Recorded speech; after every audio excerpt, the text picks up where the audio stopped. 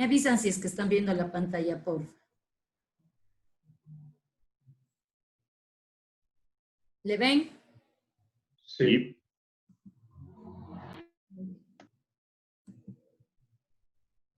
Bueno, entonces hoy día abordamos el paisaje en el movimiento moderno. Como consideraciones que ustedes deben ya tener entendido en cuanto a un tema arquitectónico, el movimiento moderno se da en la primera mitad del siglo XX y la idea es poder hacer un cambio de esta arquitectura tradicional que se tenía con líneas mucho más modernas. El pensamiento de la gente cambió, se transformó, entonces estaba enfocado hacia eso, ¿no? Hacia el tema de la industria, de manejar, de tener esquemas, orden, mucho más racionalista, pensando en que el hombre es dueño de sus espacios y necesita también espacios de calidad de habitabilidad. La solución se da desde el lado racional. Económicamente también se piensa mucho porque los procesos constructivos son diferentes, se trabaja en serie, quiere decir que se abarata costos, ya no es algo empírico, ya se va más hacia el tema de la tecnología. Existen muchísimas necesidades sociales que se dan en esta época, sobre todo por los diferentes conflictos que se dieron en Europa, entonces la creación de soluciones habitacionales era imperante, la sociedad moderna demandaba estos espacios y es así que se presentan, por ejemplo, unidades habitacionales como estas en Marsella, que plantea Le Corbusier. En estas imágenes que les voy a presentar, lo que sí quisiera es que ustedes puedan ir viendo qué pasa con la vegetación o con el contexto en donde están insertados estos elementos arquitectónicos. ¿Sí? Más allá de pensar las formas geométricas que tiene el elemento arquitectónico, cómo el resto de elementos que son naturales y que tienen sus formas propias están en armonía con estos elementos. Esto conversamos al final. El movimiento moderno, ¿por qué se abre hacia el contexto?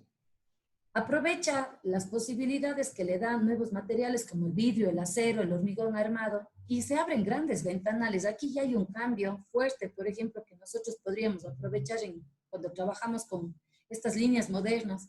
Y es que los vitrales, todo el tema de vidrios, son bastante contundentes en cuanto a un tema de fachada. Pero más allá de mostrar el interior, es también conectar con un exterior.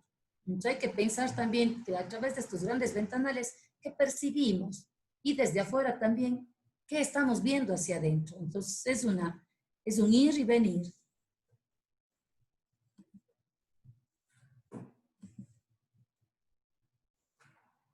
Como les decía, este movimiento moderno llega a tener un tema de fabricación en serie, la estandarización y la prefabricación. Hasta cierto punto, el saber que se puede trabajar en serie abarata costos, pero también, si ustedes le pueden considerar, se vuelve una herramienta que quita la identidad también de los elementos arquitectónicos, porque todo se parece, entonces todo se homogeniza. No tenemos algo que sea singular. Desde el lado del paisaje, por ejemplo, cuando esto se les va de la escala, es algo que está fuera de valor, porque se pierde la identidad. Los espacios se vuelven demasiado fríos, no tienen en realidad una identidad porque el hombre no percibe algo diferente para sí. Entonces, estas realidades, por ejemplo, y les pongo en consideración, se pueden dar incluso ahora cuando uno trabaja en una urbanización. ¿Se acuerdan cuando trabajábamos en talleres del ciclo anterior, en este de los capulíes? Ya teníamos ahí, eran unos conjuntos y todos eran iguales. Entonces, ¿cómo sabes cuál es tu casa? Solo porque tienes puesto un macetero diferente afuera o le cambiaste las cortinas de color.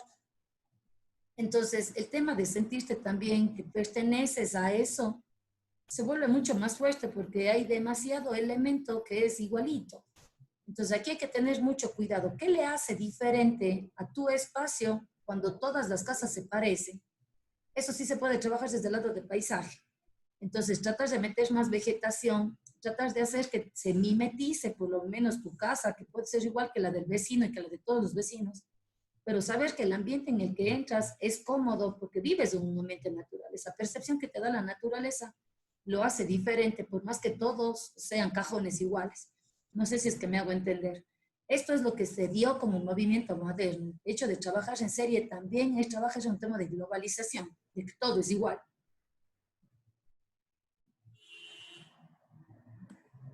El momento en que empiezan los trazos, por ejemplo, Le Corbusier, desde el lado del urbanismo, intenta proporcionar que se den alternativas de procesos urbanísticos muy fuertes, o sea, todo era con orden, todo es con un esquema. Hasta cierto punto, esto puede ser lógico para poder manejar un tema de orden, pero cuando ya raya en el racionalismo, dejas de lado lo que también es lo intuitivo. La vegetación, el contexto es sentir, es estar ahí. Entonces eso se deja de lado cuando todo tratan de hacerlo con una lógica, una regla, una línea demasiado estricto.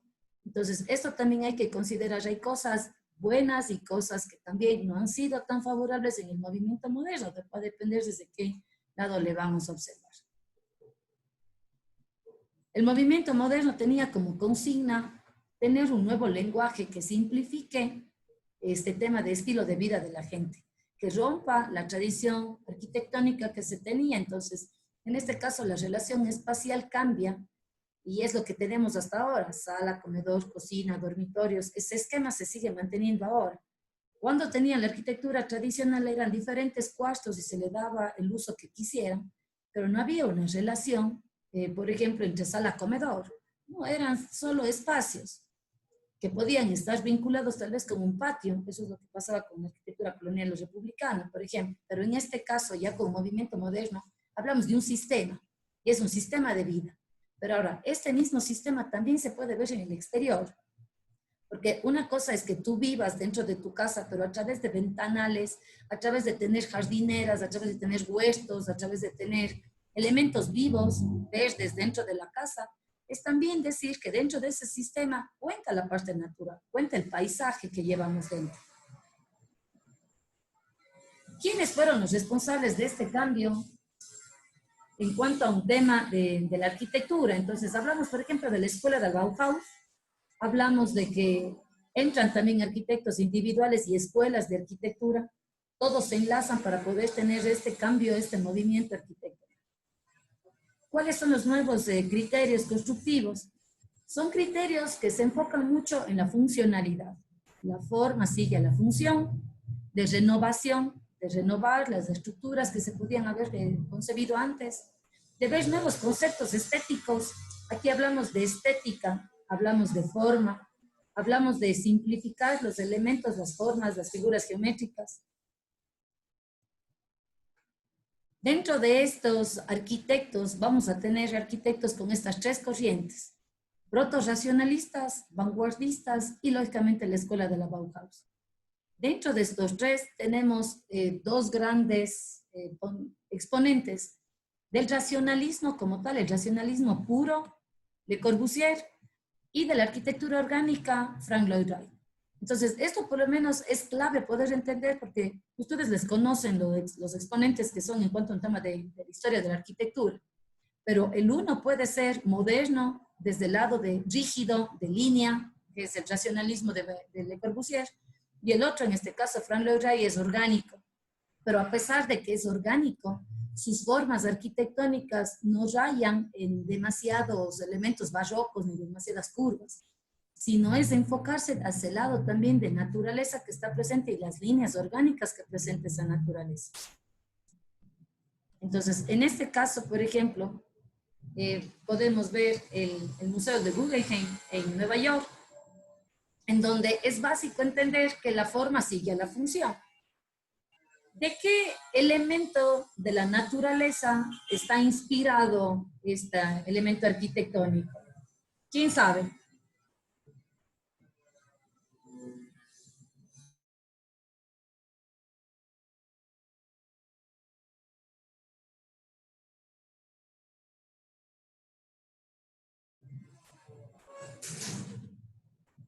¿Qué dicen, chicos?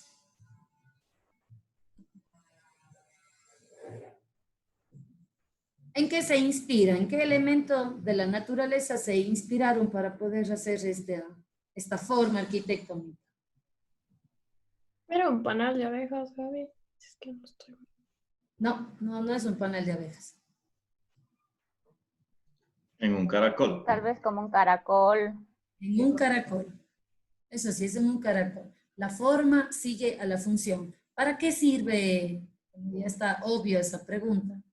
Pero ¿qué se necesita en un museo? Necesitas exhibir obras de arte, ¿no es cierto? Pero ¿y cuál es el comportamiento que esperas de una persona el momento en que está en un espacio como este? Que haga un recorrido durante las instalaciones o de toda la galería. Entonces eso quiere decir que la función va a ser dinámica. Pues necesitas que se esté moviendo. Entonces eso es lo que aquí se optó. Llegar desde la parte baja e ir subiendo hasta la parte alta, pero sin ningún coste de nivel, porque todos son con rampas, pero son rampas en realidad tan bien pensadas que lo único que hace es hacer que te sientas libre, que puedas recorrer e inmediatamente bajar. Ahora, en cuanto a un tema de la forma sigue la función, lo cumple perfectamente. ¿Cómo esto se inserta dentro del contexto en el que está? ¿Saben en dónde está el Guggenheim en Nueva York? ¿En qué zona de Nueva York se encuentra?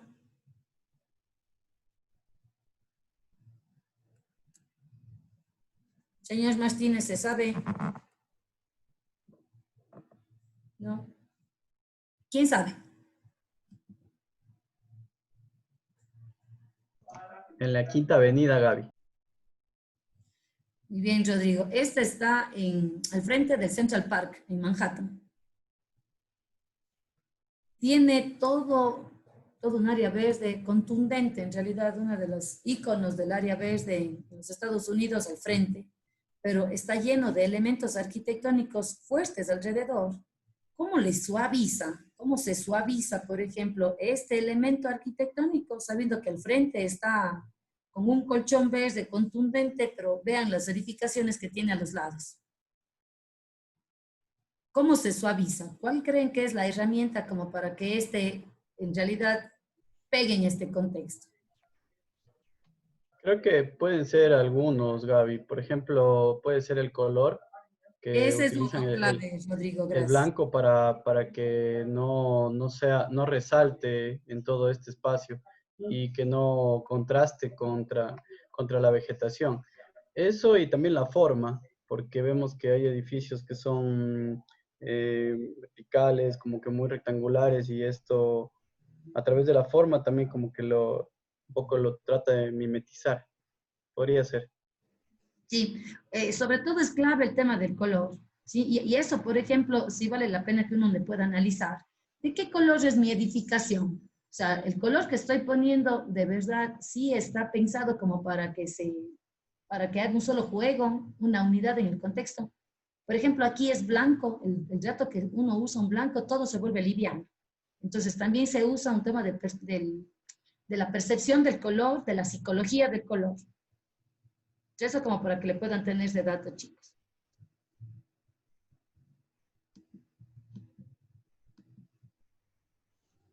Las aportaciones fundamentales que vamos a tener dentro del movimiento moderno, ustedes deben considerar Walter Gropius de la Bauhaus, Le Corbusier, y en un sentido diferente, la verdad, Frank Lloyd Wright, que se va por otro lado. El lenguaje es diferente, pero no deja de ser moderno. Vamos a ver por qué lo volvió diferente. Walter Gropius trabaja mucho con el tema de formas geométricas ortogonales, ¿sí? Entonces, por ejemplo, aquí está una imagen de la escuela de la Bauhaus. Ustedes pueden ver y reconocer, es más, en todas estas líneas, muchas de las cosas que ustedes diseñan, muchos de los elementos que ustedes conciben dentro de sus proyectos arquitectónicos, ¿no es verdad? Pueden ver el entramado, pueden ver la proporción, el hecho de tener formas geométricas puras, el tema de la liviandad, el peso. Aquí hay una ausencia de decoración, los volúmenes son puros, las losas de cubierta. Entonces, mucho de esto ustedes ya conocen, lo hacen, es más, ustedes lo ejecutan. Pero ahora, esto, ¿cuán significativo puede ser con el contexto, por ejemplo, con el espacio en el que está? ¿Cómo hacemos en este caso, por ejemplo, en esta imagen? ¿Cómo resalta la Bauhaus en esta foto? Dentro de un contexto.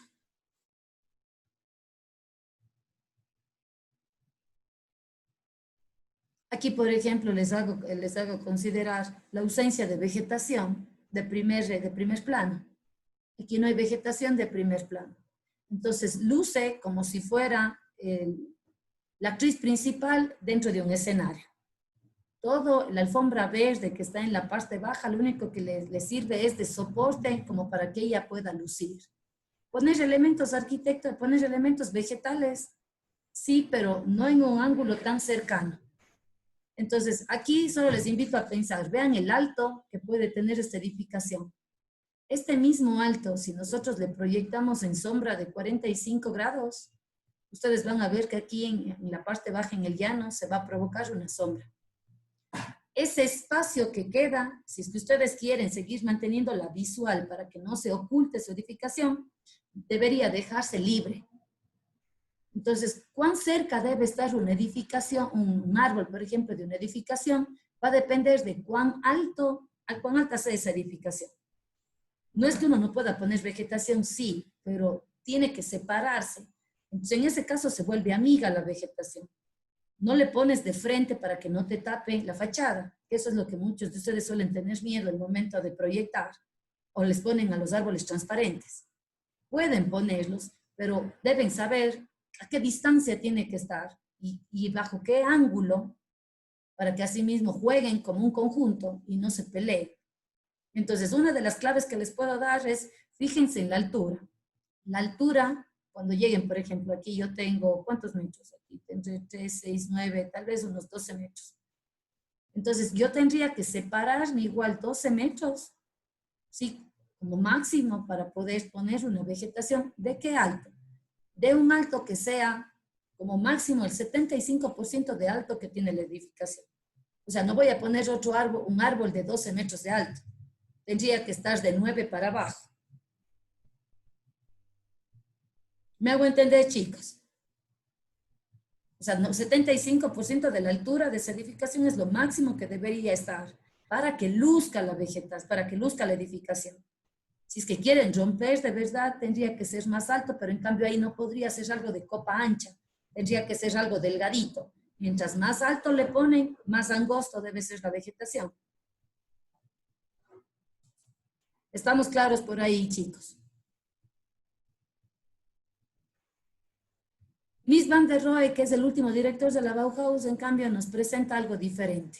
Él ya simplifica todas las cosas, él habla de un menos es más, pero esto no se ve solo en un tema de elementos arquitectónicos. Este pabellón no sería lo mismo si es que no hubiese sido pensado, no hubieran pensado en el emplazamiento correcto, en la disposición incluso del sol, en los atardeceres, en los amaneceres. Esto está pensado en todo un contexto, chicos, porque depende muchísimo del recorrido del sol para que incluso se dejen ver los materiales, para que el mármol se vea como se vea a ciertas horas, luzca incluso todo este espejo de agua y se proyecte como se proyecta y se le vea esa liviandad, porque es como si estuviese flotando. Sí han considerado esto, yo creo que en otras cátedras, ¿no es cierto? Es saber que tengo una losa en la parte de arriba que es la que le presiona, pero al mismo tiempo el color de la losa, la proporción de la losa empieza a jugarse con el piso y es como si fuera un sándwich y al medio todo flota. Pero esa percepción de lo que ustedes pueden ver aquí está pensado en base a un contexto. Y eso es algo que no se deben olvidar. Pues dónde sale el sol en su edificación, a qué horas va a provocar qué sombras, las sombras que arroja hacia mi fachada, le hacen ver liviana. O sea, o el árbol cuando está dándole sombra a mi edificación, ¿qué provoca? ¿Qué emoción provoca en la persona que pueda estar ahí? Todo es una cuestión de lenguaje. Entonces, no es simplemente algo decorativo, es ver en realidad cómo eso se va a manejar como una sola experiencia para las personas que van a habitar esos espacios. Como les decía, Mies van der Rohe va a hablar más de una simplificación, de esta depuración formal, de una sencillez de elementos y sobre todo de la veracidad del material. Saber que lo que es piedra, lo que es mármol, lo que es hormigón. No disfrazamos nada. Entonces, eso para el lado, por ejemplo, del paisaje cuenta mucho porque quiere decir que vas a dar una identidad en base al contexto que estás trabajando. Si de verdad tienes una montaña de fondo, o sea, y eso es parte de tu contexto, tienes que traer esa montaña a tu proyecto. ¿Cómo lo haces? Lo vamos a ver ahora, unas herramientas para poder hacer esos enlaces, esas conexiones visuales. Pero la idea más allá de eso es que hay que tener dentro del concepto la veracidad. del material y del contexto en el que estamos.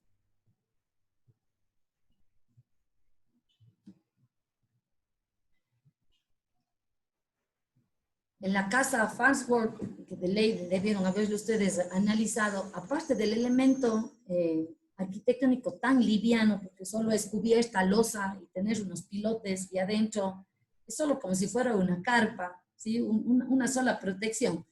Y te quedas con la duda y dices, ¿vives adentro o vives afuera? Vives afuera y solo cubierto de las inclemencias.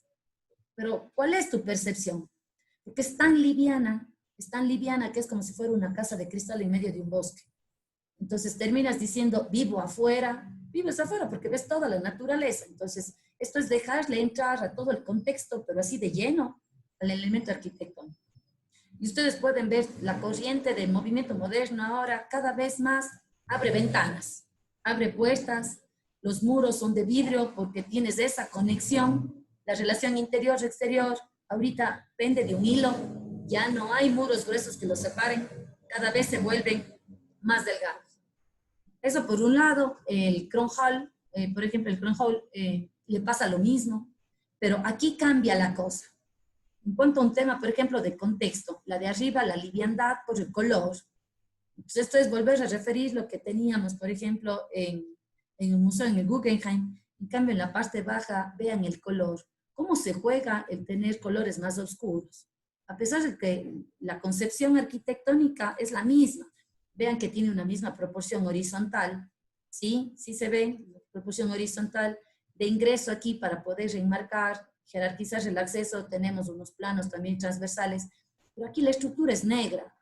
¿Cómo se siente? ¿Qué perciben? Entre algo con blanco a diferencia de algo negro. Brian, ¿puedes percibir alguna cosa diferente entre las dos?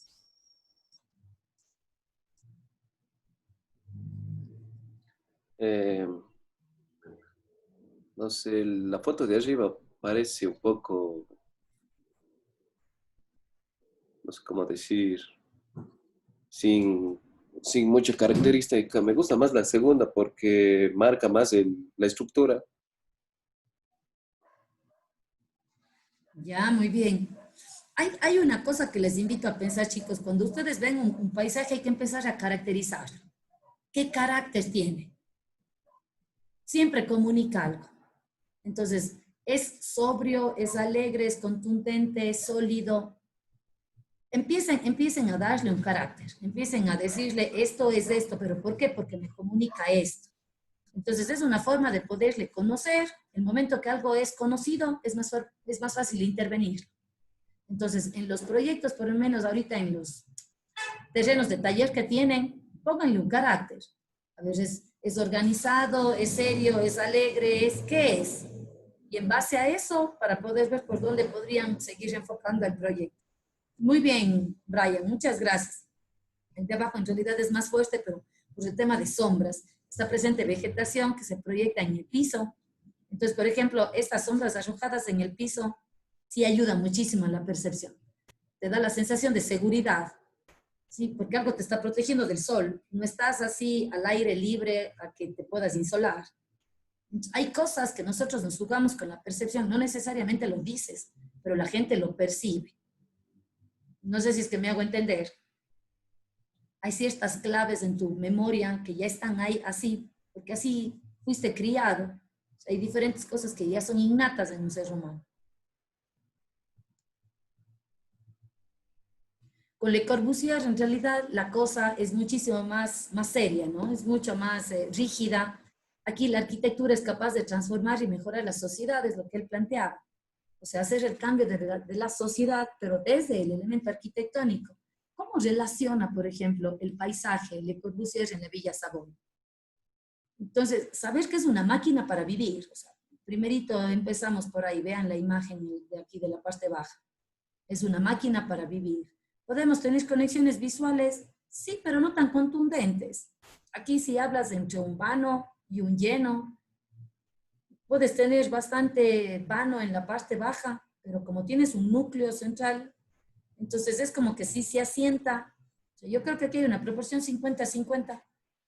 Pero, ¿qué le hace diferente en cuanto a un tema de contexto? Una de las cosas, aquí vuelve a repetir el tema del blanco, la liviandad, el color, pero lo singular de esto, por ejemplo, ya es la conexión con las terrazas. Es el invitar a esa vegetación ya no a solo verle, ya no solo contemplarle, sino para que forme parte de la forma de habitar de los seres humanos en esta casa. Entonces, a través de las rampas, es hacer diferentes conexiones de niveles, pero es llegar a estas terrazas. Es pensar que puedes tener arbustos, que puedes tener vegetación conviviendo, y que los grandes ventanales, mejor aquí pasa algo al contrario, ¿no? Estos grandes ventanales que se abren hacia estas terrazas, hacia estos jardines propios que puede tener esta edificación, sabiendo que es una máquina para vivir. ¿Qué quiere decir? Está dispuesta a satisfacer las necesidades de las personas que habitan aquí. Y la vegetación necesita, la gente de la vegetación sí necesita de ese contexto, de ese contacto con la naturaleza. Entonces, de paso, ponerle también adentro, no necesita salir. Ya vives en un espacio que ha pensado en todas las necesidades que tienes.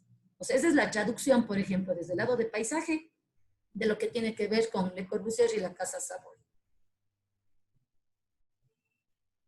En cuanto a un tema de edificaciones, Le Corbusier plantea que el edificio debe estar sobre pilotis, quiere decir que es casi como asentarse sutilmente en el piso, a pesar de que son obras en proporción, en color, en volumen, contundentes en un paisaje. Vean esta edificación en la unidad habitacional en Marsella. Entonces, en volumetría en realidad es contundente. Escala horizontal, si es que le puedo ver desde el frente, no sé si es que le ven de esta imagen, por lo menos si es que le podría ver desde el lado izquierdo, poniéndome desde esa fachada, la partición de los diferentes, de la fachada como tal, los colores, pero todo esto puede terminar siendo algo sutil el momento en que se levanta del piso con mucho respeto, ¿sí? Porque es así como si se estuviera sentando solo con los meñiques, así se levanta suavito del piso. Esto, por ejemplo, ya es hablar de un paisaje, ya es relacionarlo.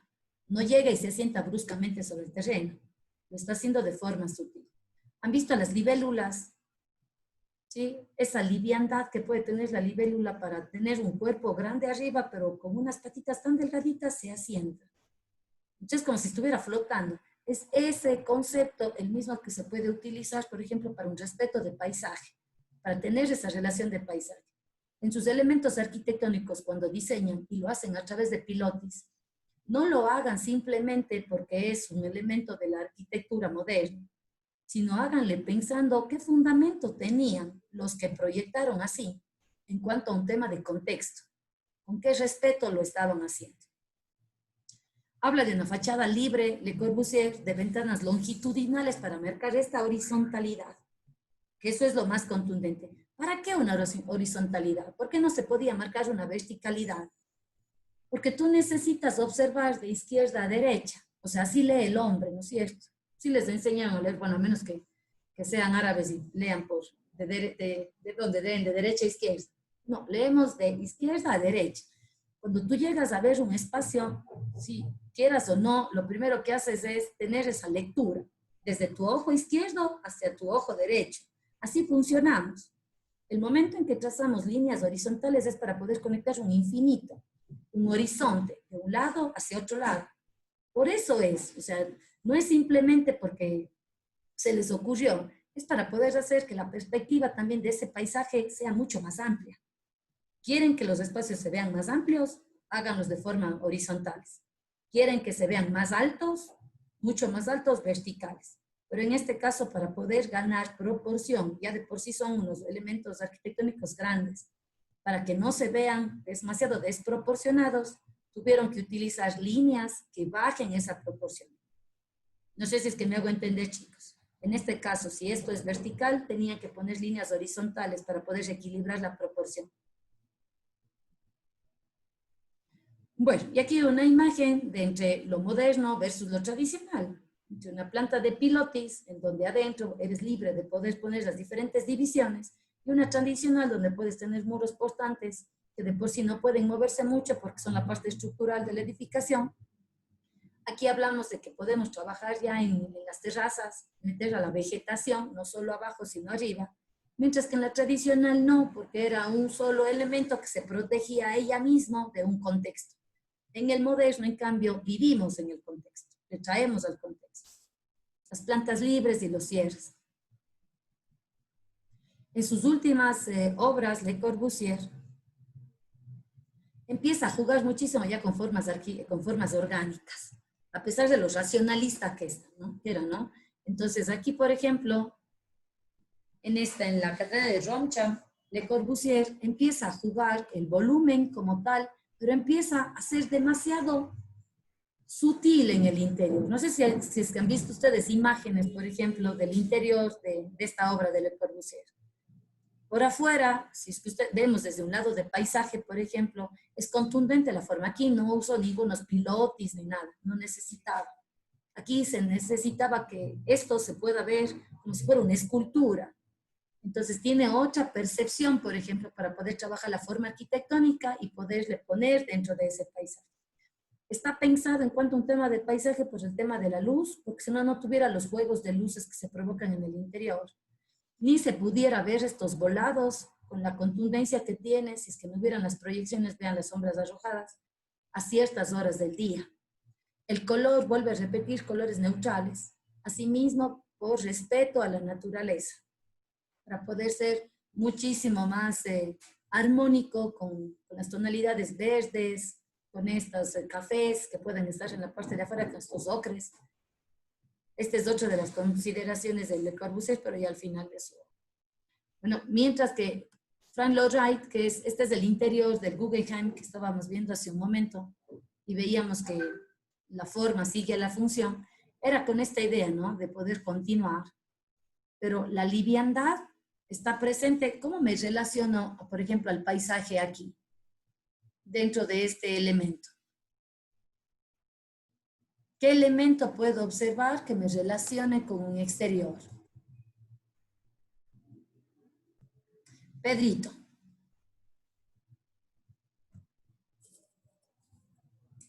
¿Qué elemento me relaciona con el exterior? Aquí, o sea, igual estaba revisando unas obras yo también, la conexión con el exterior de lo que sería el cielo y generar estos patios. Igual los escenarios como que genera esta conexión con el cielo y la naturaleza, porque la naturaleza no solo es parte de la vegetación, sino también se conforma con lo que es lo que pasa en el cielo, con las nubes, la diferente iluminación y la lluvia y todo eso. Entonces, me parecía más como que lo que funcionan los lucernarios. Sí, estás muy bien, Pedro. La conexión es con el cielo. Ahora, y con la tierra, hay una conexión con la tierra, y eso se va a dar a través de la continuidad. Entonces, puedes tener un ingreso, tienes un nivel 0, y de aquí arrancas, y no paras hasta poder llegar a la parte más alta y cercana al lucernario. Entonces, esa es una conexión ascendente, por ejemplo, con la tierra. Hay esos dos elementos. Frank Lloyd Wright en realidad sigue con estas líneas rectas, por ejemplo, en la casa Kaufman, la casa de la cascada, pero en este caso juega con todo lo que es el paisaje de fondo. No puede existir una casa de la cascada sin la cascada, ni puede existir este escenario natural sin esta casa. Entonces, aquí se puede decir que se llegó a integrar tanto al entorno que el elemento arquitectónico es como si hubiese sido parte del escenario desde su creación. Pero es porque llegó a jugar los elementos claves, por ejemplo, el asentarse a la casa sobre esta gran piedra, saber que puedes tener esta fuente de agua que se desborda, los colores, la luz, la proporción. Este juego, por ejemplo, de árboles que pueden estar situados aquí en mi lado derecho, son los que están puestos de tal forma que gana balance o equilibrio con este elemento arquitectónico de acá. No sé si es que le pueden percibir. Todo este juego de aquí, de esta piedra, estos volúmenes verticales, hacen un balance con estos árboles que están colocados de este otro lado. Y pende como si fuera un solo elemento horizontal, el volado gigantesco entre los dos puntos de interés. Ahora, ¿cómo se desarrolló la arquitectura del paisaje en medio de este movimiento moderno? Se desarrolla bajo un estilo internacional. No hay algo, no hay un movimiento moderno, por ejemplo, que sea solo alemán, que sea solo inglés, que sea solo francés. Es un estilo internacional. O sea, la lectura se lo va a dar así desde el lado del paisaje. Entonces, aquí hablamos que tenemos exponentes como Neutra, Schindler y Saranier. De estos vamos a ver una obra. Ustedes van a analizarla. Esa va a ser la tarea que me tienen que subir al campus hasta el día lunes. Y vamos a abordar qué elementos del paisaje ellos consideran dentro de sus edificaciones, cómo trabajaron arquitectura y contexto. Por ejemplo, Richard Neutra hace otra casa, Kaufman. La una es la que hizo Frank Lloyd Wright. Este señor Kaufman en realidad era una persona adinerada que le daba por tener obras arquitectónicas únicas, en este caso esta es una casa en Los Ángeles. Trabaja con Richard Neutra y la idea que puede tener es que estos elementos arquitectónicos no se quedan sueltos. El hecho de poner, por ejemplo, piedras, las plantas de estas medio más de desierto, es solo para poder hablar de cuál es el contexto general en el que se están insertando las obras de arquitectura. Entonces, aquí él contempla y Richard Neutra marca un estilo californiano, así es como se llama lo que él hace. Es pensar cuál es el paisaje que tiene California, cuáles son esos desiertos, las piedras, qué elementos están presentes, qué tipo de vegetación también le tienen, hacia qué lado deberían abrirse los ventanales para que se puedan jugar estas visuales. Vean esta imagen de aquí. Entonces, aquí, por ejemplo, todo el perfil montañoso forma parte de la casa. De ley, en los recorridos que ustedes pueden hacer, por ejemplo, por los perfiles, este juego que podría ser una chimenea, se puede jugar, por ejemplo, un balance con esta montaña de acá, en esta escena. Entonces, por ejemplo, esta es una herramienta que se utiliza para poder traer el paisaje exterior hacia el interior, hacia su proyecto arquitectónico. Entonces, no es simplemente algo colocado, es algo pensado. Si hay que diseñar, decía, para la gente es imprescindible observarla, comprenderla y simpatizar con ella.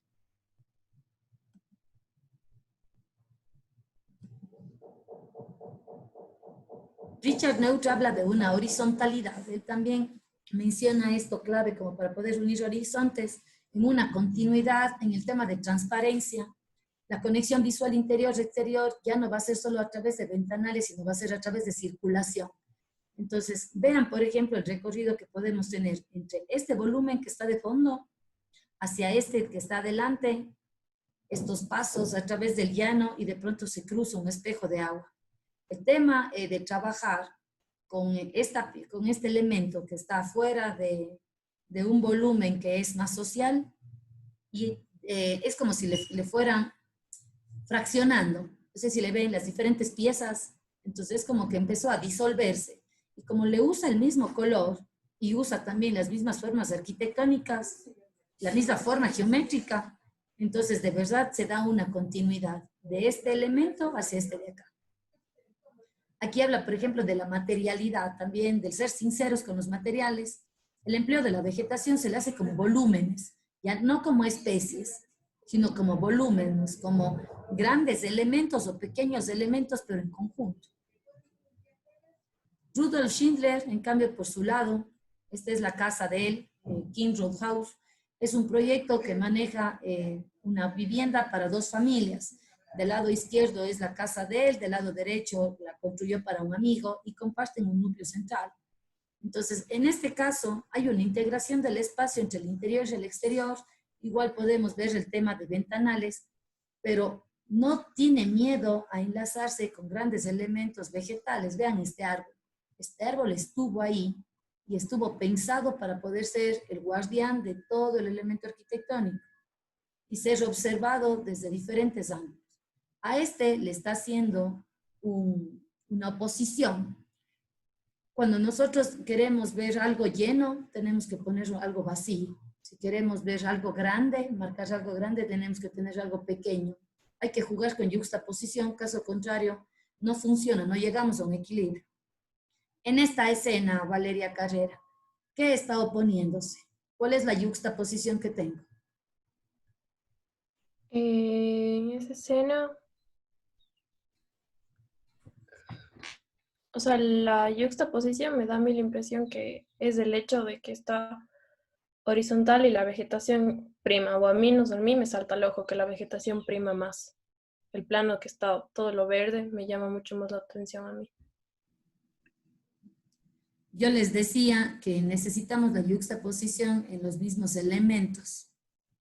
Entonces, en este caso, si tengo algo grande, debo tener de ley algo pequeño.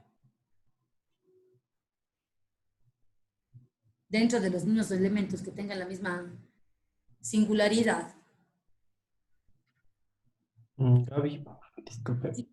Sí, ¿No sería tal vez el contrario entre esos dos, ese arbusto del medio y el árbol? Que el árbol es súper grande y el arbusto es súper pequeño. sí, perfecto, por ahí va. O sea, yo puedo tener este árbol gigantesco, pero que ya estuvo, pero para poder llegar a tener ese punto de atracción es porque de ley discriminé algo que era contrario a lo que me está llamando la atención. Eso es algo, solo es un juego psíquico, eso es solo una cuestión de percepción. En este caso, tuvieron que poner un arbusto pequeño que muchos de ustedes ni siquiera pueden percibir, pero dentro de ustedes, el subconsciente sí lo pudo haber visto. Por eso es que es más relevante este árbol. ¿Ya? Entonces, intenten leer ahora las cosas cuando vean y algo les llame la atención, intenten ver si hay algo que esté opuesto a lo que les está llamando la atención. No necesariamente ustedes le prestaron atención, pero les está ayudando para que lo que sí les llamó la atención sea más contundente. Es una herramienta con la que pueden jugar. Muchísimas gracias. En la visión especial del entorno, sí se puede ver la pureza, por ejemplo, que puede tener un interior versus un exterior. Como decía la Valeria, que también tiene mucha razón, la parte vegetal en esta edificación es más contundente. Entonces, como que estuviera siendo abrazada por todo un contexto natural. El siguiente exponente es Aranien. Él trabaja con unas líneas de futurismo, la verdad. Es súper orgánico, súper orgánico, pero es muy arriesgado con las formas de lo que hace. Ya no es simplemente sumarse a elementos arquitectónicos, sumar sus elementos arquitectónicos a un contexto natural, sino es tratar de imitar líneas de ese contexto natural dentro de sus obras arquitectónicas. Entonces, en este caso se podría decir que él es famoso por variar su estilo de acuerdo a las exigencias del proyecto. Es literal, saca en realidad de formas que salen de un concepto, dependiendo de lo que le estén pidiendo o hacia cuál sería la visión que pueda tener el cliente. Fue influenciado por Mies van der Rohe. Marca contrastes de formas entre el exterior y el interior mediante el uso de volúmenes dinámicos. Por ejemplo, él es el que diseñó este arco que está también en Seattle o en diferentes ciudades de los Estados Unidos, pero es con esa idea de elevarse y saberse presente, ¿sí?, en la obra del hombre en medio de un contexto natural. Pero de todas maneras, por la proporción de la forma con la que trabaja, es bastante sutil la intervención. El color, de nuevo, el tema de tener estos grises claros, de estos elementos con muchísima más luz también, puede dar la percepción de que son espacios más livianos, respetuosos. Estos son exteriores, por ejemplo, de edificaciones que él ha tenido, entonces la continuidad. Por ejemplo, este elemento arquitectónico, ¿sí? Este alero se puede jugar, por ejemplo, con este espacio medio más transparente de cielo raso, pero ¿hacia dónde me está conduciendo? ¿Qué me está diciendo? ¿Me pueden leer? ¿Hacia dónde me conduce? Porque está hablando ese volumen. Trabajamos con un lenguaje.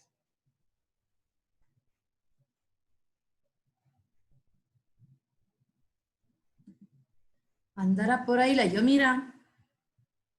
Sí, Yomi, dime tú. creo que hace como que el cielo, no sé, es como que le enmarca la forma y como que dirige la figura ¿Cuál? hacia ese sentido, no sé, del cielo y más que enmarca como que este contexto, yo le veo así. ¿De cuál de las tres imágenes me dices?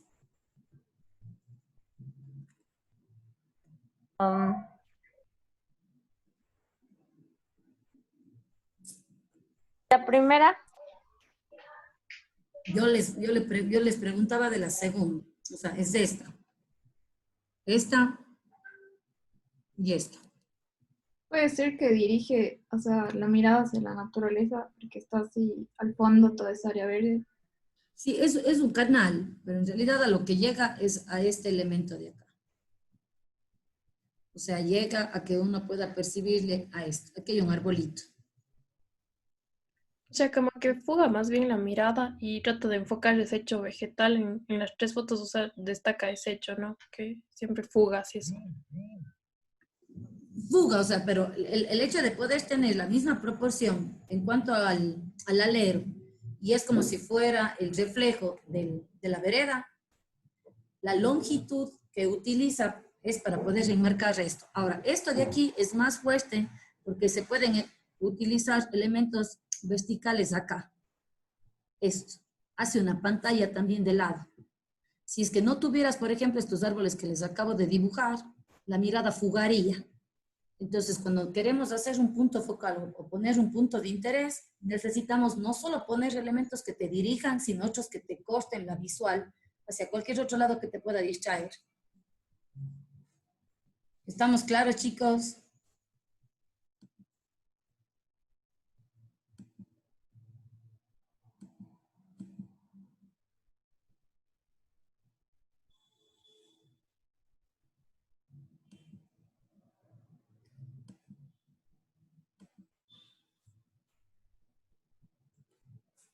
Ahora, en la imagen de abajo, yo mira, en unas diapositivas anteriores les hablaba de la altura que debería tener la vegetación para que pueda jugar una armonía con los elementos arquitectónicos.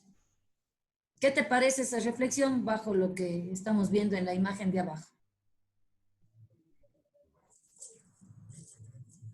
creo que este contraste también en lo que es la forma de la edificación horizontal y la vegetación como más alta y más frondosa, o sea, un poco sí tapa o como que es mucho, como que muy ancha para este tipo de edificación, un poco, el contraste de colores creo que es muy fuerte, pero a la vez, como decir, a mí me parece que queda súper bien porque igual el fondo como el blanco y el contraste de los colores de los árboles y también la altura, a diferencia de la horizontalidad de la construcción, sí genera mm, como que una relación ahí. Ya, perfecto. Sí, verán, yo de pronto les decía que había que manejar alturas hasta el 75% de alto de la edificación. Si es que se quería que la edificación luzca, pero hay muchas veces que uno quiere que sea la vegetación la que sea más contundente que el elemento arquitectónico. Pero en este caso no está siendo oculta. ¿Por qué no se oculta? A pesar de que la vegetación aquí es mucho más alta que lo que es el elemento arquitectónico. Y es porque jugamos con otra herramienta que se llama textura. Entonces, en este caso, la textura de este árbol es fino, da transparencias. Además, han utilizado fustes, árboles que puedan tener fustes bastante elevados. Entonces, geométricamente, yo podría ver solo esto. No sé si es que le están viendo a lo que les dibujo. Entonces, terminan siendo como si fueran postes, los árboles, el tallo como si fueran postes, y arriba está algo que es como un encaje muy suelto. No es tan fuerte. Diferente sería si de verdad estos árboles no tuvieran esta textura tan ligerita, sino de verdad serían así, súper pesados, llenos. Entonces ahí habría un problema, por ejemplo, de percepción, hubiese un problema sobre todo de peso, de volumen. No sé si es que le pueden ver bajo lo que les estoy poniendo. Esto está así.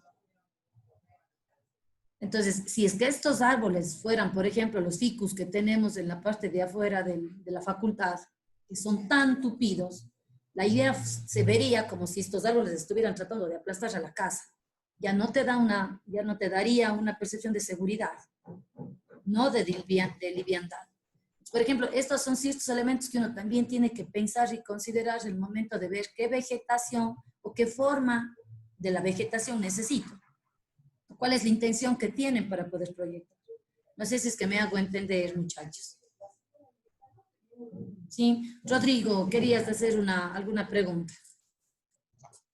Sí, Gaby, o sea, más que todo una acotación. Lo que pasa es que también antes se jugaba un poco más con lo que era la composición fotográfica y se toma muy en cuenta esto. Entonces, por ejemplo, utilizando la regla de los tercios, lo que se quiere mostrar en esta imagen y otra que también vi de anterior, era que se trata de resaltar, o sea, de resaltar estos elementos vegetales que están al principio, que son estos de color rosado. Entonces, esa es la idea, porque haciendo un poco la regla de los tercios, justo estamos en la base de la edificación y también justo en la mitad del árbol para que se muestre. Entonces, estos serían los puntos focales que enmarcan toda la imagen.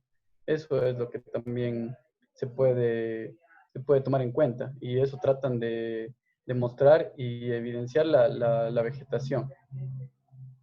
Chévere, muchísimas gracias, Rodrigo, tienes razón. Esta es otra herramienta también con la que uno podría trabajar para poder saber cuáles son puntos de interés. De verdad, cómo capta tu visión. La teoría de los tercios que se utiliza para fotografía en realidad funciona muy bien. Muchas gracias, Rodrigo. Vamos a continuar.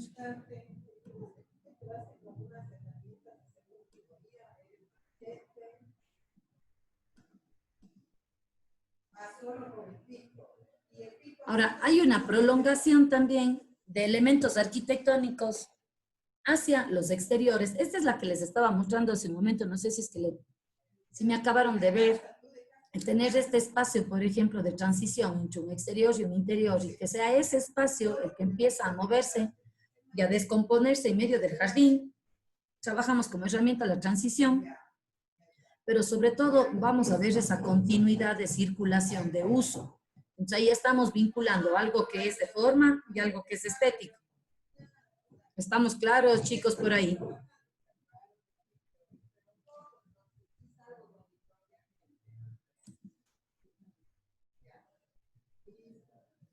Las nuevas obras que se van a dar van a tener nuevos valores geométricos, técnicos y espaciales.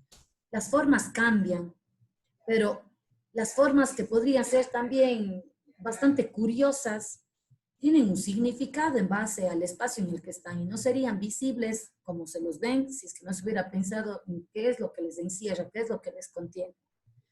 Este elemento, por ejemplo, esta cúpula que podemos tener aquí, ¿por qué es contundente? ¿Por qué se puede observar desde el lado del paisaje, por ejemplo? La proporción que ella tiene es mucho mayor que lo que tienen los elementos que le contienen. Entonces, no sé si es que se recuerden, en el ciclo anterior veíamos cuáles son las herramientas de composición. Entonces, aquí se trabaja mucho el tema de la proporción. Si vemos los elementos que tenemos de borde, van a ser apenas estos de acá.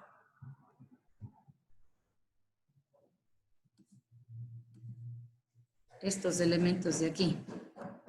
Estos son de cierre. Entonces, efectivamente, se quedan cortos bajo la altura que puede tener el elemento que queremos observar. A esto quiero llegar con el elemento arquitectónico que ustedes vayan a diseñar. Necesitan que se vea contenido o necesitan que algo o que él contenga el espacio. Si yo quisiera que este espacio que ustedes ven se viese contenido, yo tendría que poner vegetación que de verdad le cierre. Vegetación que cierre esto. Debería tener esto. Pero si al contrario quiero que este contenga el resto, tiene que ser mucho más grande y el resto tiene que ser suelto. Pero aquí no todo van a necesitar, por ejemplo, contener. En este caso, si ustedes me dicen, yo quisiera, por la forma arquitectónica que tiene, por ejemplo, este elemento, necesita verse para poder desarrollar incluso visualmente la dimensión que tiene. Es grande. Entonces, en este caso, no valdría la pena cerrarle, porque se perdería esa percepción de quererle ver grande. Entonces, ahí, de verdad, como herramienta, tendría que utilizar algo pequeñito en la base, como se ha trabajado aquí. Vegetación que sea corta, para que este luzca. Porque si no empieza a haber un juego mental también de que esto le siento o no le siento, es grande pero le veo chico, o sea, empezamos con cuestionamientos de lado a lado. Entonces primero hay que ver, la forma es grande, necesita lucir grande, entonces tenemos que ver elementos pequeños que solo sirvan como de delimitación, pero no que le contengan. Me hago entender, muchachos, como por herramienta que podrían trabajar. Sobre todo vean por la forma que pueden tener lo que ustedes estén proyectando. La forma y el tamaño.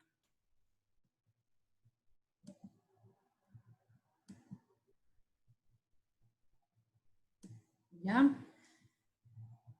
Ahora, hablamos de estos paisajistas norteamericanos, el Neutra. ¿De quién más hemos hablado? Tienen anotado, chicos. Jessie. Hablamos de Richard Neutra, ¿de quién más hablamos? Saranien, ¿quién más?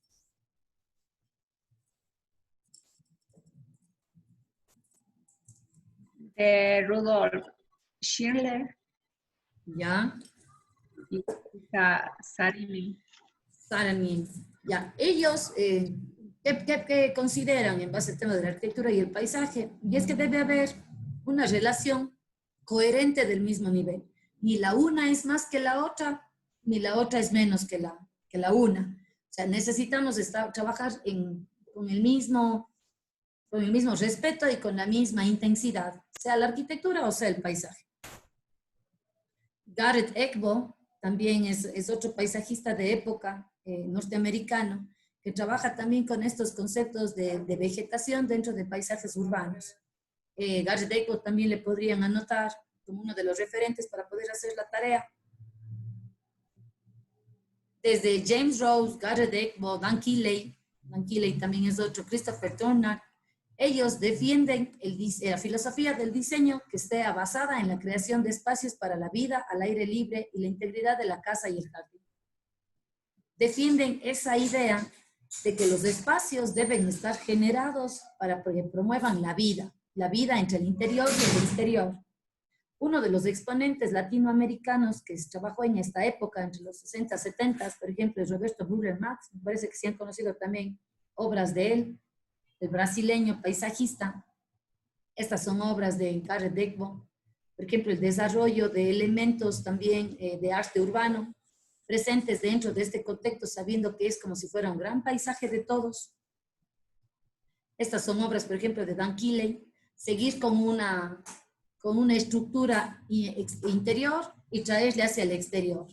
No sé si es que le ven aquí al fondo, por ejemplo, hay unos elementos de unas luces y suben, por ejemplo, unas gradas.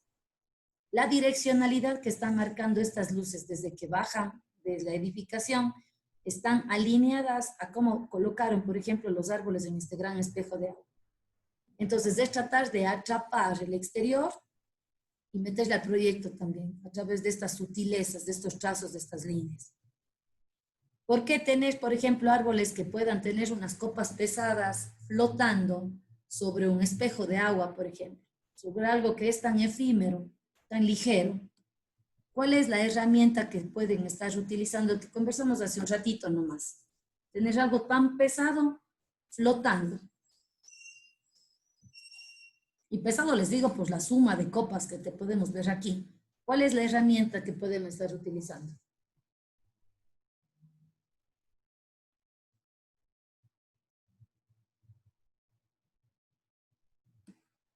¿Se acuerdan que les decía que tiene que existir siempre para que se haga notar algo? ¿Qué debe haber?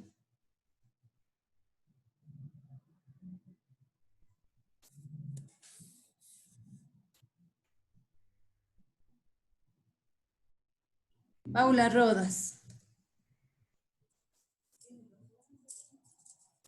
Gaby, bueno, un poco lo que decías esto de estos espacios de transición, las continuidades de uso.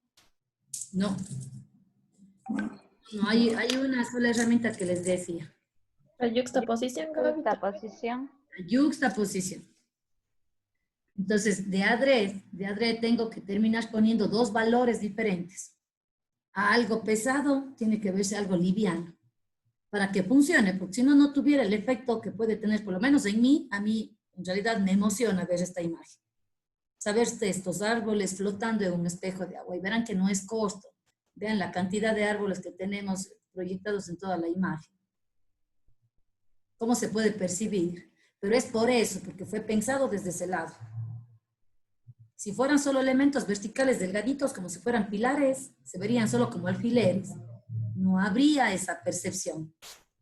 Entonces aquí les invito a pensar en yuxtaposición. Muy bien, gracias, chicas.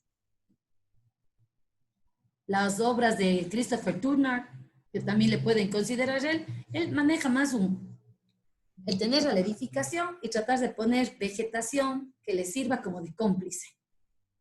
No está estructurando, no se le pueden ver, por ejemplo, líneas que te conduzcan hacia, o por ejemplo lo que tenía Richard Neutra, de sacar pisos que vayan enlazándose en el exterior para que te inviten a ingresar. Aquí simplemente es como si fuera un jardín inglés. Es tener elementos vegetales que pues la forma, el color, la textura, sirvan como puntos focales para que te llamen la atención a la edificación. Y volvemos a borrar aquí, por ejemplo, la cromática. Edificaciones blancas, puras, y donde se presenta el interés en los elementos en realidad vegetales. Vean este árbol, por ejemplo, el arbusto, la coloración que puede tener este árbol de acá. Además, sabiendo que trabaja con 4 estaciones. Entonces, la cromática va a ser diferente a lo largo del año. ¿Ya? Y les hablaba de Roberto Bühler-Marx, que en realidad trabaja medio más desde un lado pictórico, tratar de sacar estos grandes tapices verdes con texturas de colores que uno puede ver en un piso, pero también tranquilamente puede ser la alfombra de una casa. No sé si es que le pueden ver la relación. Entonces, ir enlazando diferentes espacios. Ya no es una sola cosa que se quede en un ladito. Son diferentes piezas en un todo. Entonces, aquí, por ejemplo, como herramienta utiliza mucho un tema de unidad. Todo es un solo espacio. Tiene el mismo concepto para todo. Sea desde la planta que está en la parte superior, o sea, este espejo de agua que trabaja en la casa de él, en Río de Janeiro. El hecho de tener la simpleza de este espejo de agua con estos nenúfares que flotan, versus este muro, por ejemplo, tan fuerte de esta piedra, y ver la inclemencia del tiempo también, el haber pasado, el haber generado hasta hongos, estas manchas de humedad, de vejez en la piedra, y a esto enlazarse todavía un perfil de la montaña en donde está emplazada. ¿Ya? Este es otro proyecto de Bühler-Marx. Igual pueden ver este paisajismo moderno, es bastante complejo este diseño, porque él, dentro de la concepción que tiene, él se siente muy orgulloso de quién es y de su cultura. Entonces, él trabajaba exportando las ideas de un Brasil hacia el mundo. Entonces, trabaja muchísimo con plantas tropicales, con las plantas que están presentes dentro de su escenario típico, hojas grandes, manchas. Entonces, es de esa cromática en medio de elementos arquitectónicos fuertes.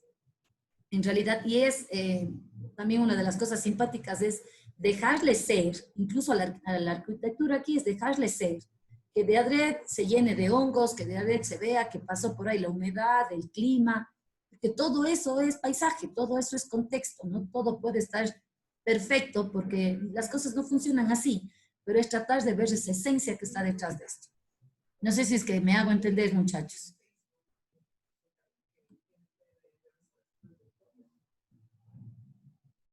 ¿Ya? Como líneas del diseño arquitectónico, por favor, véanle esto también porque les va a servir para poder hacer el tema del referente. Utilizamos mucho el elemento agua, este se integra a través de volúmenes regulares, no hay muchas manchas, qué sé yo, riñones o formas complicadas de espejos de agua, no, es de lo más puro. Se trabaja mucho las líneas rectas, planos inclinados, los componentes naturales son acotados como obras civiles, la vegetación en contenedores, en maceteros, en formas puras dentro del pavimento. Hay múltiples niveles, se puede ver una relación también de continuidad, pero que no se le cacha mucho porque se trabaja una línea continua dependiente incluso. Ya, la siguiente, espérenme un segundito.